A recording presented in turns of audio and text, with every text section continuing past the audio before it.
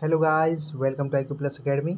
आज की इस वीडियो में हम लोग बिहार सचिवालय सहायक के मॉडल प्रैक्टिस सेट 7 को हम लोग लगाएंगे और इसको अच्छे से डिस्कस करेंगे दोस्तों। तो चलिए अपने पहले प्रश्न पे चलते हैं दोस्तों। भारत सरकार समय समय पर कृषि उपज का न्यूनतम समर्थक मूल्य जारी करती है। MSP का पूर्ण रूप क्या है? तो देखिए दोस्तों, MSP यहाँ पे इसका हिंदी में मतलब दिया गया है पहले से ही, है ना। यहाँ पे आप देख पा रहे होंगे हिंदी में इसका मतलब पहले से दिया गया है MSP का, और उसका इंग्लिश में आपको यहाँ पे ऑप्शन में दिया गया है। और वही पूछ रहा है कि इसका पूर्ण रूप क्या है दोस्तों। तो यहाँ पे न्यूनतम का क्या मतलब होता है? मिनिमम। मिनिमम देखिए ये दोनों में है तो ये दोनों ऐसे ही कट जाएंगे। समर्थक का मतलब होता है सपोर्ट, सेलिंग नहीं होता है, सपोर्ट होता है। तो यहाँ पे इसका राइट आंसर हो जाएगा। मूल्य का मतलब प्राइस, तो इसका राइट आंसर ऑप्शन ए हो जाएगा दोस्तों। देखिए इसका क्वेश्चन में ही आंसर था। ऐसे ऐसे क्वेश्चन भी आपको बन सकते हैं जिसका आंसर क्वेश्चन में ही मिले, तो आपको ध्यान रखना है ना, कंफ्यूज नहीं होना है। चलिए अगला प्रश्न देखते हैं। जैनियों का पवित्र स्थान श्रवण बेलगोला कर्नाटक के किस जिले में स्थित है? तो दोस्तों जो श्रवण बेलगोला कर्नाटक के किस जिले में स्थित है? तो वो हसन जिले में स्थित है ना, कर्नाटक के हसन जिले में स्थित है दोस्तों। अगला प्रश्न क्या करें। संसद के पास भारत के संविधान के प्रावधानों में संशोधन करने की शक्तियां हैं। संशोधन का कौन सा, संविधान का कौन सा अनुच्छेद संसद को यह शक्तियां प्रदान करती है? तो ये आर्टिकल 368 करती है दोस्तों ना। ये दक्षिण अफ्रीका से लिया गया है, दक्षिण अफ्रीका से लिया गया है। तो इसको आप याद रख सकते हैं 360। एबी डिविलियर्स 360 आप खेलने वाले प्लेयर है, वो 360 इजीली याद रख पाओगे। और वहीं से 8 प्लस कर दो तो 368 हो जाएगा, 368 प्लेयर है ना। तो दक्षिण अफ्रीका इजीली याद रख पाओगे। तो ये हो गया दोस्तों। चलिए संसद को ऐसी शक्तियाँ प्राप्त हैं संशोधन के लिए।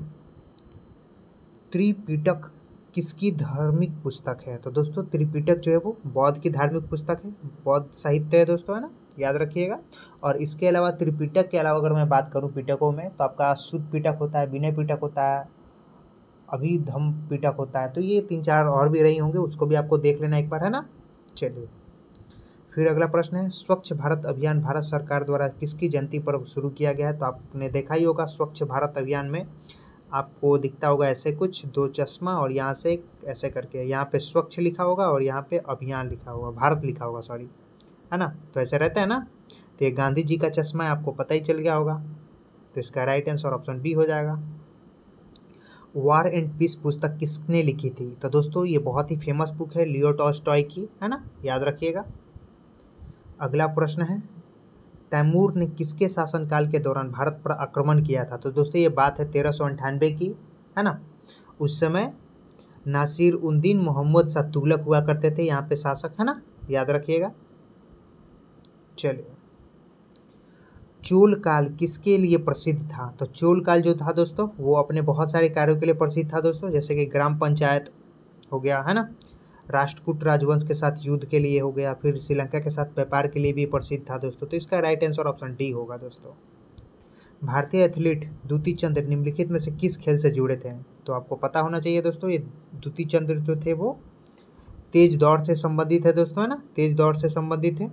स्प्रिंट रेस मतलब जो छोटे डिस्टेंस की जो रेस होती है ना, 100 मीटर 200 मीटर की, उसको कहा जाता है। तो ये बहुत ही मतलब अच्छे खिलाड़ी हुआ करते थे दोस्तों। अगला प्रश्न क्या कह रहा है। विजयनगर साम्राज्य का अवशेष कहाँ मिलता है? तो दोस्तों विजयनगर साम्राज्य का अवशेष आपको पता चलेगा कि ये चारों कहीं ना कहीं आपका ये 3-4 जो है वो साउथ से ही रिलेटेड है। और इसमें आपका कर्नाटक का जो हम्पी है ना दोस्तों, इससे रिलेटेड है ना, याद रखिएगा हम्पी। और मैं इसके बारे में थोड़ी सी अगर आपसे बात करूँ दोस्तों, तो हम्पी जो है वो तुंगभद्रा नदी के किनारे स्थित है दोस्तों, दक्षिणी तट पर। और वहीं पे आपका कर्नाटक पड़ता है ना, कर्नाटक वाला हिस्सा होता है वहाँ पे। चलिए महात्मा गांधी द्वारा शुरू किया गया पहला प्रमुख राष्ट्रव्यापी सत्याग्रह किसके विरोध में था? तो दोस्तों पहला जो इनका प्रमुख राष्ट्रव्यापी सत्याग्रह की बात करिए, राष्ट्रव्यापी है ना, ऐसे नहीं, ऐसे तो आपका चंपारण हो जाता है भारत में, लेकिन राष्ट्रव्यापी सत्याग्रह की बात की जा रही तो वो रोलेट एक्ट के अगेंस्ट में था। असहयोग आंदोलन जो कि 1920 में स्टार्ट किया और 1922 में एक घटना घट गई, चौरी चौरा हत्याकांड, जिसमें आपका पुलिस लोग को क्या किया गया, दिया गया जिंदा, वो थाना में बंद करके।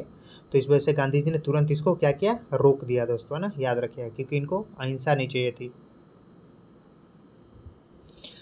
भारत ने हॉकी के लिए 8 ओलंपिक स्वर्ण पदक जीते हैं। भारत ने ओलंपिक में हॉकी के लिए पिछली बार स्वर्ण पदक कब जीता था? लास्ट टाइम स्वर्ण पदक कब जीता था हॉकी में? तो दोस्तों वो 1980 में जीता था लास्ट टाइम। उसके बाद आज तक अभी तक तो हॉकी में स्वर्ण पदक तो नहीं जीता हालांकि। चलिए, झूम कृषि को इस प्रकार भी जाना जाता है। झूम कृषि को किस नाम से भी जाना जाता है दोस्तों? तो शिफ्टिंग खेती के नाम से भी जाना जाता है झूम कृषि को, याद रखिएगा। अगला प्रश्न है, भारत में किसके शासनकाल में इंग्लिश ईस्ट इंडिया कंपनी का गठन हुआ था? तो दोस्तों आपको पता ही है, 31 दिसंबर 1600 का वो बात है जब एलिजाबेथ ने क्या किया था, एक ईस्ट इंडिया कंपनी का गठन किया था, है ना, 15 साल के लिए। और उस समय भारत में शासक हुआ करते थे अकबर, क्योंकि 1605 तक यही थे। 1556 से ना 1556 से 1605 तक अकबर ही हुआ करते थे दोस्तों। तो इसका राइट आंसर ऑप्शन बी हो जाएगा। उसके बाद तो आता है ना जहांगीर, जो कि 1607 में फिर उनका आता है, एक दूत आता है इंग्लैंड के तरफ से, इंग्लिश ईस्ट इंडिया कंपनी के तरफ से। तो उस समय जहांगीर हुआ करते, लेकिन पत्र उन्होंने लिखा था अकबर को। चलिए, ये भी आता है एग्जाम में। गोलकुंडा किले का निर्माण 13वीं शताब्दी में डैश राजवंश द्वारा किया गया था? तो गोलकुंडा किले का निर्माण जो किया गया था वो दोस्तों काकतीय राजवंश के द्वारा किया गया था। चलिए, गांधी जी के नमक सत्याग्रह का एकमात्र उद्देश्य क्या था? आपको पता ही है, नमक सत्याग्रह, है ना, 24 दिन का हुआ था दोस्तों, जो कि साबरमती से स्टार्ट हुआ, दांडी तक चला था। पहले तो 78 लोग थे, फिर बाद में जाकर इसमें 78 या 71, आप हमें कमेंट में बताइएगा। फिर उसके बाद लाखों लोगों की पीछे आ गई भीड़, और ये एक ऐसा सत्याग्रह था, एक ऐसा आंदोलन था भारत में पहली बार जिसमें औरतों ने भी बढ़ चढ़ के भाग लिया था। इसके पहले ऐसा कभी नहीं हुआ था कि औरतों ने भाग लिया हो। तो बहुत ही अच्छा क्वेश्चन है दोस्तों, और ये जो रहा ये लगभग ये तीनों से संबंधित है दोस्तों। तो इसका राइट आंसर ऑप्शन डी हो जाएगा।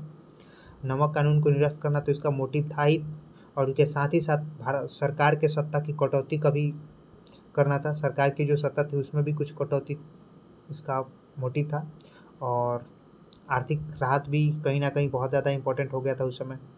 1921 का मोपला विद्रोह कहाँ हुआ था? तो आपको पता ही है दोस्तों, ये केरल में हुआ था मोपला विद्रोह। इसमें क्या हुआ था कि हिंदू मुस्लिम के बीच थोड़ी सी वो होने लग गई थी, कि हिंदू मुस्लिम करके यहाँ पे डिफ्रेंशिएट किया जा रहा था ना। मुस्लिम जो थे किसान थे, और जो हिंदू समुदाय था वो आपका जमींदार हुआ करता था ना। तो यहाँ से क्या हुआ कि गांधी जी को जब ये चीज़ें हुई कि कहीं ना कहीं यहाँ पे हिंदू मुस्लिम का बहुत ज़्यादा झोल चल रहा है, तो उन्होंने आकर किसानों की फेवर में बात करी, है ना। तो इससे सिद्ध हो गया कि नहीं, ये हिंदू मुस्लिम का कहीं ना कहीं ये विरोध नहीं है, आंदोलन नहीं है ना। तो ये बहुत ज़्यादा उस समय चरम पे चल रही थी विरोध, ये डिफ्रेंसिएशन, है ना, हिंदू मुस्लिम करके। क्योंकि हाल ही में क्या हुआ था उस समय, तुर्की के खलीफा को अंग्रेजों द्वारा दुर्व्यवहार किया गया, उन पे कुछ बहुत सारे उन पे सैंक्शन लगा दिए गए थे। तो इस वजह से कहीं ना कहीं मुस्लिमों को क्या हुआ था, ब्रिटिश के खिलाफ एक चल रहा था और उसमें भी हिंदू मुस्लिम को लेकर बहुत ज़्यादा वो हो गया था ना। और वो समय था जब हिंदू मुस्लिम चरम पे ही लगभग रह रही थी उस समय। चलिए, भारत में स्वदेशी आंदोलन किस दौरान हुआ था? आपको पता है स्वदेशी आंदोलन कब हुआ था दोस्तों? बंगाल विभाजन के विरुद्ध हुआ था दोस्तों, है ना, 1905 में। कांग्रेस का उस समय सेशन था 1905 का, बनारस का क्या बोलते हैं, गांधी जी के गुरु जी थे उस समय, है ना, गोखले जी, जो कि नरमपंथी नेता हुआ करते थे ना। तो उन्होंने इसको अथी किया था, पारित किया था दोस्तों। और उस समय बंगाल में रक्षाबंधन दिवस मनाया गया, टैगोर, जो रविन्द्रनाथ टैगोर गुरु जी हैं, उनके द्वारा ये मनाया गया था दोस्तों, है ना। क्योंकि इन दोनों के बीच में संबंध जो हो टूटने नहीं चाहिए, इस वजह से उन्होंने एक स्टार्ट करा कि आपस में जो पूर्वी पश्चिमी बंगाल है उन दोनों को आपस में वो करवाया था ना, याद रखिएगा। जो कि आज के समय में पूर्वी बंगाल क्या है, बांग्लादेश है। चलिए, और कर्जन ये करा था दोस्तों 1905 में, लॉर्ड कर्जन। बिहार प्रोविंशियल किसान सभा का गठन कब हुआ था? तो दोस्तों बिहार प्रोविंशियल किसान सभा का गठन 1929 में हुआ था दोस्तों, स्वामी सहजानंद सरस्वती के द्वारा। और इन्होंने ही 1936 में, आपको पता है, किसान आंदोलन करा था इन्होंने, है ना, नेशनल लेवल पे। चलिए, अगला प्रश्न देख लेते हैं दोस्तों, किस अधिनियम के तहत बिहार एक अलग राज्य बना था? आपको पता ही है दोस्तों, बिहार एक अलग राज्य बना भारत सरकार अधिनियम 1935 के अधिनियम के तहत। निम्नलिखित में से किस कमेटी आयोग ने न्याय पंचायत बनाने की सिफारिश करी? तो न्याय पंचायत बनाने की सिफारिश अशोक मेहता कमेटी के द्वारा की गई थी दोस्तों। वही अगर मैं बात करूँ ग्राम पंचायत की, तो बलवंत राय मेहता कमेटी के द्वारा की गई थी दोस्तों, याद रखिएगा। निम्नलिखित में से कौन सा कार्य स्थानीय स्वशासन के अधिकार क्षेत्र में नहीं आता है? तो दोस्तों स्थानीय स्वशासन के अधिकार क्षेत्र में नहीं आता है, वो सार्वजनिक अनुशासन का रख रखाव है दोस्तों, है ना, याद रखिएगा, ये राज्य के अंतर्गत आता है। पंचायती राज प्रणाली किस सूची में आती है? तो दोस्तों पंचायती राज प्रणाली जो है वो राज्य सूची के अंतर्गत आती है, आपको पता ही होगा। निम्नलिखित में से कौन भारत का प्रदेश वृष्टि छाया प्रदेश माना जाता है? तो वृष्टि छाया प्रदेश का मतलब होता है दोस्तों जहाँ पे वर्षा की मात्रा बहुत ही कम होती हो, तो ये आपका ऑप्शन बी इसका राइट आंसर हो जाएगा दोस्तों, है ना, क्योंकि वहाँ पे आपका वेस्टर्न घाट आ जाता है, वहाँ पे मानसून जो अरब सागर से जो मानसून बनती है वो क्या होता है एक्चुअली, अरब जो वेस्टर्न घाट की जो पहाड़ियाँ है वहाँ से टकराकर और वहीं पे बहुत ज़्यादा बारिश हो जाती है, और उसके बाद जब वो नीचे की तरफ आनी स्टार्ट होती है, कर्नाटक वाला हिस्सा तो नीचे पड़ता है ना वेस्टर्न घाट से, तो उधर के साइड जब आती स्टार्ट होती है तो हवा क्या होती है, थोड़ा सा उसका ह्यूमिडिटी कम हो जाता है ना, तो इस वजह से क्या होती है, हवाएं गर्म हो जाती है, तो बारिश तो ऑब्वियसली कम होनी ही है, तो इसका रीज़न है कहीं ना कहीं, है ना, याद रखिएगा। चलिए, धन विधेयक पेश किया जा सकता है? तो धन विधेयक जो पेश किया जाता है दोस्तों वो सबसे पहले लोकसभा में ही पेश किया जाता है, ये बात बहुत ही इंपॉर्टेंट है, याद रखिएगा। भारतीय सर्वोच्च न्यायालय में न्यायाधीशों की नियुक्ति कौन करता है? तो दोस्तों सर्वोच्च न्यायालय में न्यायाधीशों की नियुक्ति जो करते हैं वो भारत के राष्ट्रपति करते हैं दोस्तों, याद रखिएगा। राज्यसभा का पदेन अध्यक्ष कौन होता है? तो वो उपराष्ट्रपति होते हैं, याद रखिएगा दोस्तों, उपराष्ट्रपति होते हैं। सर्वोच्च न्यायालय के न्यायाधीशों की सेवानिवृत्ति की उम्र क्या होती है? तो दोस्तों वो होती है 65 वर्ष मैक्सिमम। अगला प्रश्न है, भारतीय उपमहाद्वीप में पहली ट्रेन निम्नलिखित में से किस वर्ष बोरी बंदर और थाने के बीच चली थी? तो दोस्तों उस समय डलहौजी का शासनकाल था, डलहौजी थे उस समय वाइसराय, तो 1853 में हुई थी दोस्तों, याद रखिएगा, गवर्नर जनरल थे। इरडा निम्नलिखित में से किस क्षेत्र से संबंधित निकाय नियामक निकाय है? तो दोस्तों इरडा जो है वो एक क्या है, बीमा क्षेत्र से संबंधित है ना, आपको पता ही है इरडा, और इसकी स्थापना 2000 में की गई थी दोस्तों। इसका अगर फुल फॉर्म की बात की जाए तो भारतीय बीमा नियामक विकास प्राधिकरण होता है दोस्तों, याद रखिएगा, ये भी एग्जाम में क्वेश्चन पूछ लिए जाते हैं।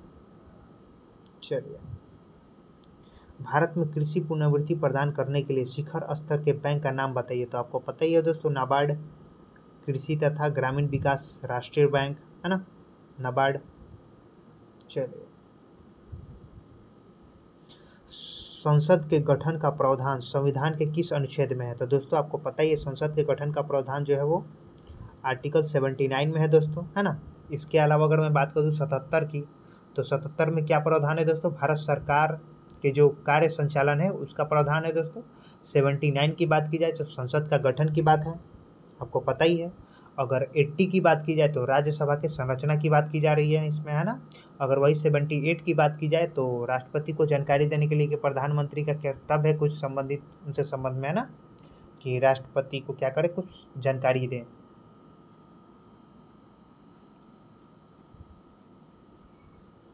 चलिए, अगला प्रश्न कहते हैं, भारतीय संविधान में रूल ऑफ लॉ कानून के नियम की अवधारणा को निम्नलिखित में से किसके संविधान से लिया गया है? तो रूल ऑफ लॉ जो लिया गया दोस्तों वो इंग्लैंड से लिया गया है। बाबर से लेकर औरंगजेब तक के मुगल अधिक शक्तिशाली थे और इसलिए उन्हें डैश के नाम से जाना जाता था। तो दोस्तों उनको जाना जाता था महान गूगल के नाम से, है ना, महान मुगल, सॉरी गूगल में कह रहा, महान मुगल के नाम से जाना जाता था दोस्तों, क्योंकि इस समय मुगलों का जो था वो बहुत ही शक्तिशाली था। उसके बाद आया उत्तर मुगल काल, जो कि उसमें मुगल शासक थे दोस्तों वो बहुत ही ज़्यादा मतलब कमज़ोर थे और वो उतने ज़्यादा काबिलियत वाले नहीं थे, है ना, जिसके वजह से अंग्रेज़ों का पैर फैलाना, विदेशियों का पैर फैलाना हालांकि उस समय बहुत ज़्यादा हो गया था। चलिए, इसको आप एक ट्रिक से भी याद कर सकते हो, मैं आप बोलोगे तो मैं उसका एक शॉर्ट वीडियो बना दूंगा ना, जिसमें आपको ट्रिक से याद करवा दूँ उत्तर मुगल काल का जो भी शासक रहे और उनका जो कार्यकाल रहा, क्योंकि वो भी एग्जाम में पूछ लिए जाते हैं और आपका वो वाला भी, है ना, तो याद रखिएगा। ह्यूमस खादर मिट्टी भूमि की किस परत का हिस्सा है? तो दोस्तों जो ह्यूमस होता है ना भूमि, वो सबसे पृथ्वी का जो सबसे ऊपरी हिस्सा होता है ना वही होता है ना, खादर मिट्टी, क्योंकि यहाँ की उपजें बहुत ही ज़्यादा होती है दोस्तों। एक्चुअली पेड़ पौधे जब सड़गल जाते हैं ना तो यहीं पे रहते हैं सबसे ऊपर वाले हिस्से पे, और वहाँ पे खादर मिट्टी बनती है, खादर ही बनेगा ना ऑफकोर्स, तो इसका राइट आंसर ऑप्शन ए हो जाएगा दोस्तों। अगला प्रश्न, विश्व शौचालय दिवस मनाया जाता है तो वो 19 नवंबर को मनाया जाता है दोस्तों। बिहार में कृषि भूमि की जोतों का औसतन आकार दूसरे राज्यों की तुलना में क्या होता है दोस्तों, तो वो न्यूनतम होता है ना, याद रखिएगा। क्या होता है दोस्तों, न्यूनतम होता है। चलिए, भारत के किस राज्य में कपास का औसतन उत्पादन अधिक होता है? कपास का औसतन, तो अगर हम लोग ऑप्शन के अकॉर्डिंग बात करें दोस्तों, तो कपास का औसतन उत्पादन सबसे अधिक कहाँ होता है दोस्तों, तो होता है आपका आंध्र प्रदेश में, है ना। और कपास को आपका व्हाइट गोल्ड भी कहा जाता है, आपको पता ही है, उजला सोना। चलिए, भारत में प्रथम महिला उच्च न्यायालय के न्यायाधीश कौन थे? तो दोस्तों आपको पता ही है, प्रथम महिला उच्च न्यायालय के न्यायाधीश जो थी दोस्तों, वो थी अन्ना चंडी। चलिए, अगला प्रश्न क्या कह रहा है दोस्तों, डैश को गोल्डन फाइबर के रूप में जाना जाता है? तो किसको गोल्डन फाइबर के रूप में जाना जाता है दोस्तों, आपको पता ही है, जूट पटसन को गोल्डन फाइबर के रूप में जाना जाता है, कपास व्हाइट गोल्ड। चलिए, निम्नलिखित में से कौन सा उपागम प्रोफेसर अमर्त्य सेन से संबंधित है? तो सक्षमता उपागम जो है दोस्तों, अमर्त्य सेन से संबंधित है दोस्तों, ऑप्शन बी इसका राइट आंसर हो जाएगा। निम्नलिखित में से कौन सा विश्व का कहवा पतन के नाम से जाना जाता है? तो कहवा पतन के नाम से जाना जाता है दोस्तों, कौन सा, वो है सैंटोस, है ना, याद रखिएगा सैंटोस। और ये जो है दोस्तों, वो ब्राज़ील में स्थित है दोस्तों, है ना, सैंटोस। और ये ब्राज़ील के साओ पाओल प्रांत के सैंटोस में स्थित है दोस्तों, ने ये प्रांत का नाम दिया हुआ है और इसके सैंटोस में स्थित है दोस्तों, है ना। चलिए, बोध गया में महाबोधि मंदिर परिसर में पहला मंदिर किसने बनवाया था? तो पहला मंदिर जो दोस्तों, वो अशोक ने बनवाया था, सम्राट अशोक ने बनवाया था दोस्तों। निम्नलिखित में से कौन सी मिट्टी नदियों द्वारा निर्मित है? तो नदियों द्वारा कौन सी निर्मित मिट्टी को निक्षेपित किया जाता है दोस्तों, तो वो जलोढ़ मिट्टी, आपको पता ही है दोस्तों। भारत के संविधान के अनुच्छेद डैश के तहत मौलिक कर्तव्यों का उल्लेख किया गया है? तो 51 के ए में किया गया है दोस्तों, आपको पता ही है। भारतीय रिजर्व बैंक की स्थापना निम्नलिखित में से किस वर्ष की गई थी? तो 1935 में की गई थी। सुप्रीम कोर्ट की भी स्थापना 1935 में की गई थी दोस्तों, दिल्ली वाला। तमिलनाडु में सर्वाधिक सूती वस्त्र के कारखाने कहाँ पाए जाते हैं? तो दोस्तों ये कोयम्बटूर में पाए जाते हैं और इसको भारत का मैनचेस्टर भी कहा जाता है, याद रखिएगा, है ना। और साउथ इंडिया का उद्योग नगर भी कहा जाता है दोस्तों। निम्नलिखित में भारत का कौन सा राज्य रबर के उत्पादन में अग्रिम है? तो रबर के उत्पादन में केरल अग्रिम है दोस्तों, लगभग 70% होल्ड करता है प्रोडक्शन को इंडिया का। चलिए, राष्ट्रीय जलमार्ग 1 जोड़ता है किसको? तो राष्ट्रीय जलमार्ग 1 जो है वो हल्दिया से इलाहाबाद को जोड़ता है दोस्तों। चलिए, भारत में बचपन बचाओ आंदोलन के संस्थापक कौन थे? तो ये कैलाश सत्यार्थी थे दोस्तों, बचपन बचाओ। अगला प्रश्न देख लेते हैं दोस्तों, एसिड और क्षारकों का एक विशेष गुण एक दूसरे के गुणों को डैश क्या करता है, उसकी क्षमता है, उसकी एक क्षमता है, क्या है दोस्तों, तो निष्प्रभावित करने की उसकी क्षमता होती है ना। क्योंकि क्या होता है कि कभी भी हमारे अंदर अगर एसिडिटी बढ़ जाती है तो हम क्या करते हैं, कुछ बेसिक चीज़ें ही मतलब एडवाइस करते हैं लेने के लिए, है ना, खाने के लिए। तो यही है, क्योंकि वो न्यूट्रलाइज कर देता है दोस्तों, है ना। चलिए, निम्नलिखित में से कौन सा कथन एंजियोस्पर्म के बारे में सही नहीं है? उसके तने, पत्ते और जड़ें होती हैं, होती तो हैं। फूलों के प्रजनन अंग होते हैं, बिल्कुल। प्रजनन करने से पहले उन्हें परागन से गुजरना पड़ता है, बिल्कुल बिल्कुल। कॉनिफर्स, साइकेड्स और गिंगो एंजियोस्पर्म के उदाहरण है, बिल्कुल भी नहीं, ये एंजियोस्पर्म के उदाहरण नहीं है दोस्तों, है ना, याद रखिएगा। तो ये किसके उदाहरण है? तो ये आपका उदाहरण है दोस्तों, वो क्या होता है उसका, जिम्नोस्पर्म के उदाहरण दोस्तों, है ना, जिम्नोस्पर्म, याद रखिएगा दोस्तों। तो इसका राइट आंसर ऑप्शन डी हो जाएगा। अगला प्रश्न देख लेते हैं, ध्वनिक सर्वाधिक गति से चलती है, ध्वनिक सर्वाधिक गति से सबसे अधिक तेज गति से कहाँ पे चलती है दोस्तों? स्पीड ध्वनि की सबसे अधिक कहाँ होती है? स्पीड ऑफ साउंड कहाँ पे अधिक होता है दोस्तों? तो इस्पात में होता है। एक कार का भार 1500 kg है, देखिए दोस्तों ऐसे क्वेश्चन को, भार दिया हुआ है 1500 kg, सेकेंड टाइम भी दिया हुआ है कि 10 सेकेंड में कार की गति 30 मीटर प्रति सेकेंड करने के लिए बल होगा। देखिए, मतलब एक कार है 1500 kg की है, लिखते चलते हैं फिर अपने को ईजी हो जाएगा, इसको करना है ना सॉल्व। चलिए, सबसे पहले हम लोग देखेंगे कि इसका जो भार है, एम दिया हुआ है 1500 kg, है ना। फिर आपका टी भी दिया हुआ है 10 सेकेंड, सबसे पहला क्योंकि ये 10 सेकेंड में बोल रहा है ना, तो पहले तो कुछ और होगा ना। तो मान लो कि जो इसका स्पीड है एक है, ये आपका हो गया फाइनल, मतलब 10 30 हो गया है ना, 30 हो गया है ना।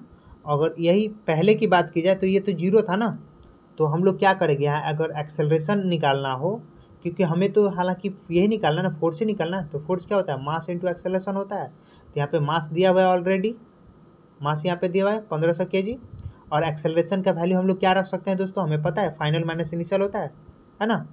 तो कैपिटल सॉरी v हो जाएगा, माइनस में u हो जाएगा, अपॉन में क्या हो जाएगा, t हो जाएगा, t हो जाएगा अपॉन में, हो गया ना। तब इसको इजीली हम लोग देख पाएंगे, F is equal to m v minus u upon T.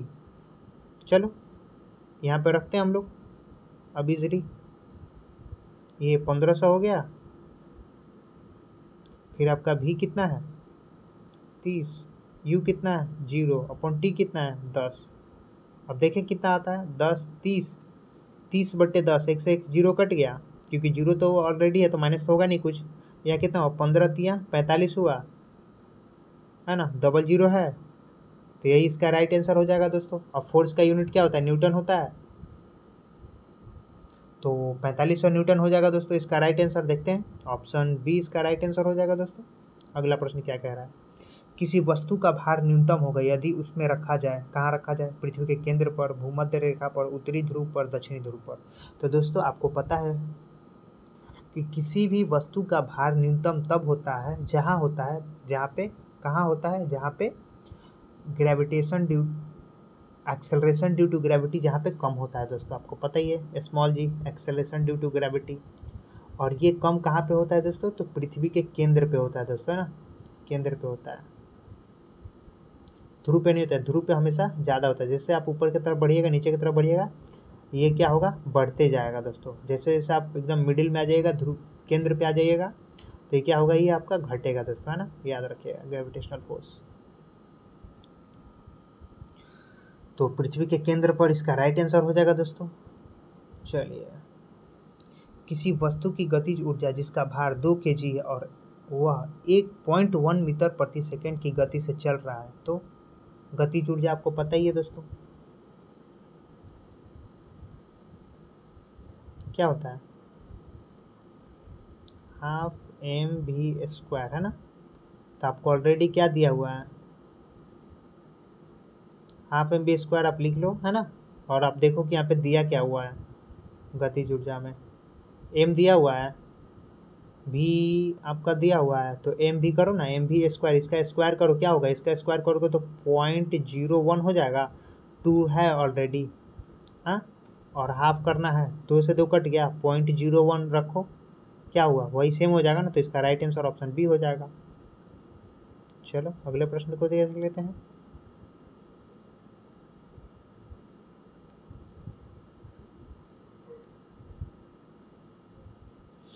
नेत्र से दूर की वस्तु साफ न देख सकने को सुधारा जाता है किससे। तो दोस्तों ये अवतल लेंस के द्वारा सुधारा जा सकता है ना, मायोपिया को अवतल लेंस के द्वारा सुधारा जा सकता है। इसमें एक्चुअली होता क्या है कि दूर की वस्तु क्या होता है कि हमारे रेटिना पे क्या होता है, ये अगर रेटिना है तो यहीं पे फिगर बन जाएगा दोस्तों, है ना, यहीं पे क्या हो जाएगा, इमेज बन जाता है, और ये आपका रेटिना है ना, याद रखिएगा। तो पहले ही बनता आती है, तो इसके वजह से इसको दूर करने के लिए आपको अवतल लेंस का यूज करना पड़ता है ना, याद रखिएगा। जीव कोशिकाएं में आनुवंशिक लक्षणों के नियंत्रण में निम्नलिखित में से कौन सा उत्तरदायी होता है। तो दोस्तों आनुवंशिक लक्षणों के नियंत्रण में कौन उत्तरदायी होती है, तो वो डीएनए होता है दोस्तों, याद रखिएगा, क्योंकि ये रिस्पॉन्सिबल होता है नेक्स्ट जनरेशन के लिए भी। पीएच मान किसका, शुद्ध पानी का पीएच मान पूछ रहा है, तो इसका 7 हो जाएगा, इजी है क्वेश्चन। चलिए, टेफ्लॉन निम्नलिखित में से किस एकलक का बहुलक है। तो दोस्तों आपको पता ही है टेफ्लॉन जो हो टेट्राफ्लोरोएथिलीन का बहुलक है। फिर निम्नलिखित में से किस विटामिन को ऑर्गो कैल्सीफेरॉल कहते हैं। तो ऑर्गो कैल्सीफेरॉल दोस्तों वो विटामिन D2 को कहते हैं, आपको पता ही है ना। चलिए अगला प्रश्न है, निम्नलिखित में से कौन सा युग्म सही सुमेलित नहीं है। तो यहाँ पे देखते हैं दोस्तों, रेटिनॉल, जीरोथैल्मिया, टोकोफेरॉल बेरी बिल्कुल भी नहीं। टोकोफेरॉल जो तो होता है दोस्तों वो विटामिन ई होता है, विटामिन ई होता है ना, जो कि आपका वो जो होता है ना गर्भाशय उसमें के लिए भी रिस्पॉन्सिबल होता है, मतलब प्रेगनेंसी में भी रिस्पॉन्सिबल होता है। बेरी आपको पता ही है। चलो, साइनोकोबालामिन रक्ताल्पा और ऑर्गोकैल्सिफेरॉल रिकेट्स के लिए होता है ना, विटामिन डी। चलो, इंसुलिन क्या है? तो इंसुलिन एक प्रोटीन है, आपको पता ही है, रिस्पॉन्सिबल होता है शुगर को कंट्रोल करने के लिए बॉडी में। निम्नलिखित में से कौन प्रतिजैविक औषधि है? प्रतिजैविक औषधि कौन सी है दोस्तों? तो क्लोराम फेनिकल जो होता है वो प्रतिजैविक पदार्थ होता है दोस्तों, है ना, एंटीबायोटिक पदार्थ होता है, याद रखिएगा। चलिए, प्याज काटते वक्त आंखों में जलन और आंसू पैदा करने के कारण रूप रासायनिक प्रतिक्रिया से निम्न में से क्या उत्पन्न होता है? तो सल्फ्यूरिक एसिड उत्पन्न होता है दोस्तों, सल्फ्यूरिक अम्ल। चलिए, निम्नलिखित में से कौन सा हार्मोन स्तन ग्रंथियों से दूध का स्रावन होने के लिए भूमिका निभाता है, महत्वपूर्ण भूमिका निभाता है? तो आपको पता है ऑक्सीटोसिन। वनस्पति तेल से वनस्पति घी बनाने में प्रयुक्त होने वाली गैस क्या होती है? तो तेल से घी बनाने के लिए उपयुक्त होती है हाइड्रोजन, आपको पता ही है। चलिए, घरेलू ईंधन के रूप में प्रयुक्त एलपीजी मुख्यतः क्या होती है? तो उसमें तो ब्यूटेन, आइसोप्रोपेन और प्रोपेन लगभग तीनों यूज होती है, थोड़ा कम ज़्यादा अमाउंट में, है ना। तो इसका राइट आंसर ऑप्शन डी हो जाएगा। अगला प्रश्न है, साबुन ग्रीज को हटाता है, कैसे हटाता है भाई? तो पाइसीकरण द्वारा हटाता है दोस्तों, है ना। ये सरफेस टेंशन का यहाँ कॉन्सेप्ट है कहीं ना कहीं, है ना, फैला देता है एक्चुअली।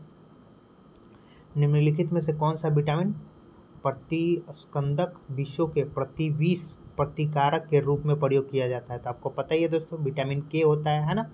कहीं कट उठ जाता है तो आपको पता ही, वहाँ पे भी ये बहुत ज़्यादा रिस्पॉन्सिबल होता है ना उसको रिकवरी के लिए। देखते हो कहीं कट जाता है आपका स्किन, तो कैसे वो रिकवर हो जाता है, कैसे ज्वाइंट हो जाते हैं ना। तो ये कहीं ना कहीं विटामिन के ही उसके लिए रिस्पॉन्सिबल होता है। तो मुझे लगता है कि आपको ये चीज़ें लगभग अच्छे से क्लियर हो गई होंगी, है ना। तो थैंक यू दोस्तों, और मिलते हैं अगले वीडियो में। तब तक के लिए जय हिंद, और चैनल को सब्सक्राइब जरूर कर लीजिएगा अगर आप नए हैं तो, है ना। आगे भी हम लोग बहुत सारे सेशन